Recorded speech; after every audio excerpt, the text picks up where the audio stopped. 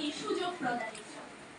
উপস্থিত মাননীয় মডারেটর, বিজ্ঞ বিচারক মণ্ডলী, বিপক্ষ দলের বিতার্কিকগণ ও আজকে যারা দেখছেন এবং শুনছেন, প্রত্যেককেই জানাচ্ছি আমার পক্ষ থেকে আন্তরিক শুভেচ্ছা ও অভিনন্দন।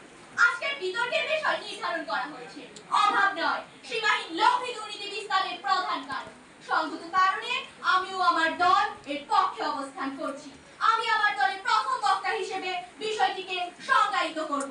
আমার দলের দ্বিতীয় বক্তা হিসেবে মাননীয় মডারেটর, আমরা যদি বিতর্কের বিষয়টিকে বিশ্লেষণ করি তাহলে 6টি বিষয় সামনে রাখি।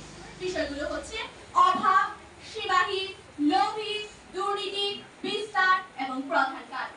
মাননীয় মডারেটর, সর্বপ্রথম যদি অভাবের কথা বলি, মানুষের মৌলিক চাহিদা হচ্ছে 6টি: খাদ্য, বস্ত্র, বাসস্থান, শিক্ষা, চিকিৎসা এবং নিরাপত্তা। চাহিদাগুলো পূরণ না হয় তখন তাকে আমরা অভাব বলি। আবার অভাব মানে অনুপস্থিত, বর্জন, কিছুই না বা অনুপস্থিতি। তারপর আসি সীমাহীন। সীমাহীন হলো যা অসীম, অনন্তহীন, অনন্ত।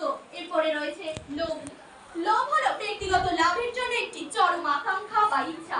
দুর্নীতি হলো ন্যায় নীতি বিসর্জন দিয়ে অবৈধ পথে ধন সম্পদ উপার্জন করা, অর্থাৎ যা নীতির বিরুদ্ধে এবং নীতির পরিপন্থী, তাই দুর্নীতি। তারপর দেখি বিস্তার। বিস্তার মানে বড়, ব্যাপ্তি, সম্প্রসারিত। সর্বশেষ হচ্ছে প্রধান কারণ, যা মূল কারণ, প্রাথমিক কারণ। মাননীয় মডারেটর, চট্টগ্রাম বিশ্ববিদ্যালয়ের সাবেক উপাচার্য অধ্যাপক শিরিন আক্তার মেয়াদের সেই সময় এসে অনমিয়ার আশ্রয় নিয়ে বিজ্ঞপ্তি ছাড়াই নিয়োগ দেন অন্তত 37 জন কর্মকর্তা কর্মচারীকে। হ্যাঁ মাননীয় মডারেটর, অর্থের বিনিময়ে।